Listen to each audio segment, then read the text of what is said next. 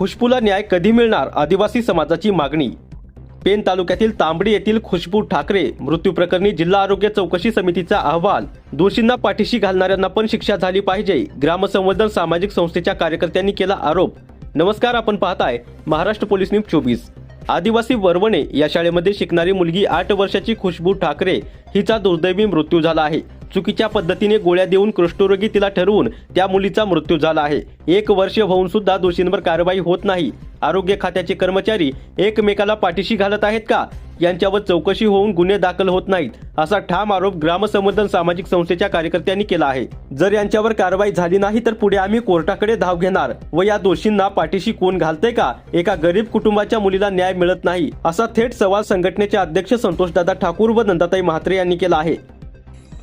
जी जेमतेम 12 वर्षाची होती आणि 12 वर्षाच्या खुशबूला प्रशासकीय यंत्रणेच्या हलगर्जीपणाचा बळी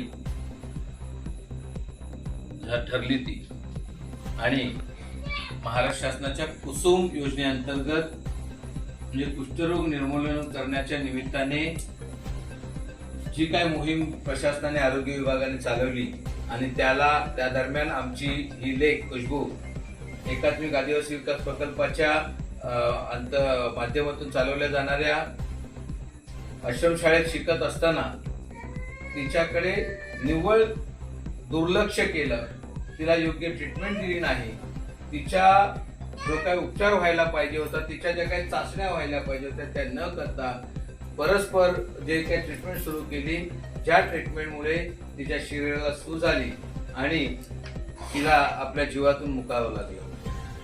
आणि ह्याच खुशबूला न्याय मिळावं यासाठी ग्रामसंवर्धन आणि त्यांची सगळी ही टीम आम्ही वारंवार शासनाकडे पाठपुरावा करत आहोत।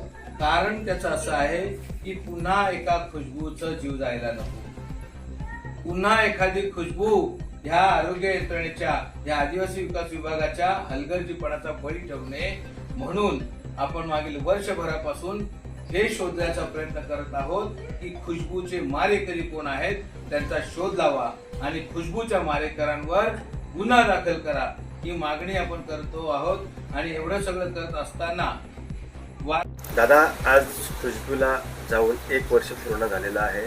आज तुम्ही श्रद्धांजली वाहण्यासाठी तांबडी या ठिकाणी आला होता। नेमकी पुढची जी प्रोसेस आहे, अधिकाऱ्यांवर कारवाई का झाली नाही, काय सांगाल? इथे ह्या खुशबू नामदेव ठाकरे ह्या प्रकरणात आहे ना, आरोग्य विभाग आणि एकात्मिक आदिवासी विकास प्रकल्प हे दोघं एकमेकाला इकडे तिकडे ढकलून हा विषय दाबण्याचा प्रयत्न करत आहेत। आज 1 वर्ष पूर्ण झाला, आमची खुशबू गेलेली आहे, मात्र आजपर्यंत तिच्या मारेकऱ्यांवर गुन्हे दाखल झालेले नाहीत। निग्लिजन्सी रिपोर्ट येता येत नाही आणि एकंदरीत ह्याचं लक्षण काय आहे की हे प्रकरण असंच हे करायचं, संपवायचा विचार या प्रशासकीय यंत्रणेचा दिसते, परंतु तसं होणार नाही। आज आम्ही तांबडी खुशबूच्या घरी इथे आलेलो आहोत आणि खुशबूच्या घरी येऊन तिला श्रद्धांजली देत असताना आम्ही ह्या आरोग्य विभाग आणि आदिवासी विकास विभागाचं आम्ही हे केलेलं आहे, निषेध केलेला आहे आणि ह्या निषेधावर थांबणार नाही आहोत। लवकरच म्हणजे ह्या 2-4 दिवसामध्येच आम्ही मानवी हक्क आयोगाकडे आणि SC/ST कमिशन जे आहे त्यांच्याकडे दाद मागणार आहोत। 1 वर्षभर वाट पाहिली, पोलीस गुन्हा दाखल करत नाही आहेत, आरोग्य यंत्रणा आपला रिपोर्ट देत नाही आहे, याचा अर्थ आदिवासींचा जीव काय असाच झालेला आहे का? तुम्हाला काय आदिवासीच्या जीवांचं पडलेलं नाही का? या तुम्ही आदिवासींना ढोर समजताय का? ती माणसं नाहीत का?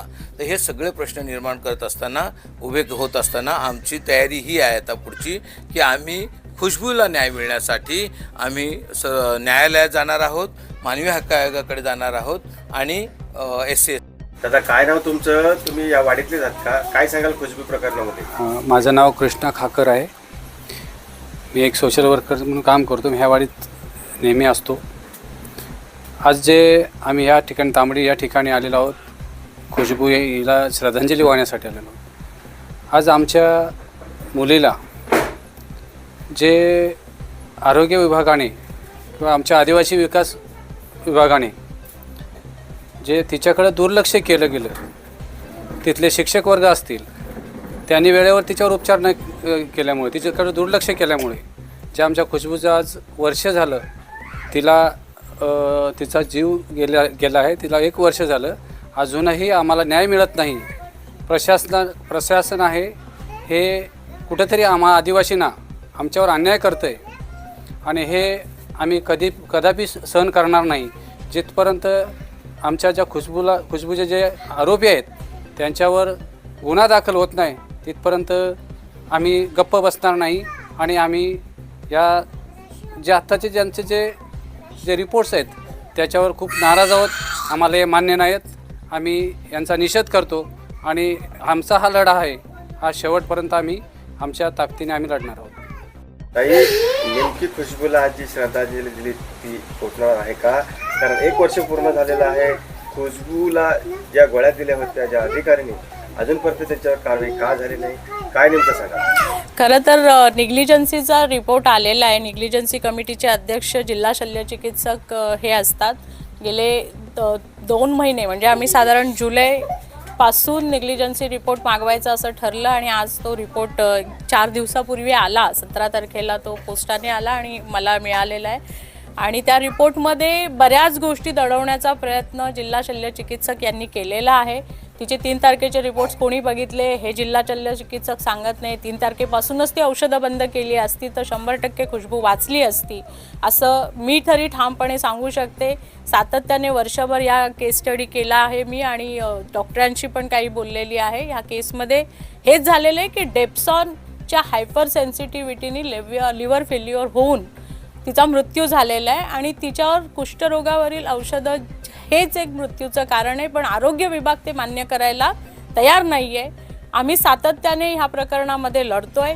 ह्या लढाई दरम्यान बरेचसे बदल आरोग्य विभागाला करावे लागले. त्याचं कारण ही लढाईच होती की आज आश्रमशाळांमध्ये ANM नर्स अपॉइंट झाल्या, हेल्थकेअर सब्जेक्ट शिकवायला सुरुवात झाली आणि 2024-25चा जो डेटा होता 1022 मुलांवरती उपचार सुरू केले होते आणि आता ती संख्या 13वर आलेली आहे. याचाच अर्थ या लढ्याचं हे यश आहे की आता आरोग्य विभाग काळजीपूर्वक औषध उपचार सुरू करत आहे असं आम्ही ठामपणे इथे सांगू शकतो. पण दुर्दैवाची बाब ही आहे की 1022 मुलांपैकी एका खुशबूचा मृत्यू झाला याची नोंद विभागाकडे नाही आहे. कुठेही रेकॉर्डवर ते दाखवत नाही आहे अभियानामध्ये की हे उपचार घेणाऱ्या मुलीचा मृत्यू झालाय. तर असे किती मृत्यू नक्की या विभागाने दडवलेत हे सुद्धा शोधायचे आणि हा लढा आम्ही सुरूच ठेवणार आहोत. महाराष्ट्र पोलीस न्यूज 24 साठी रायगड जिल्हा उपसंपादक संजय गायकवाड.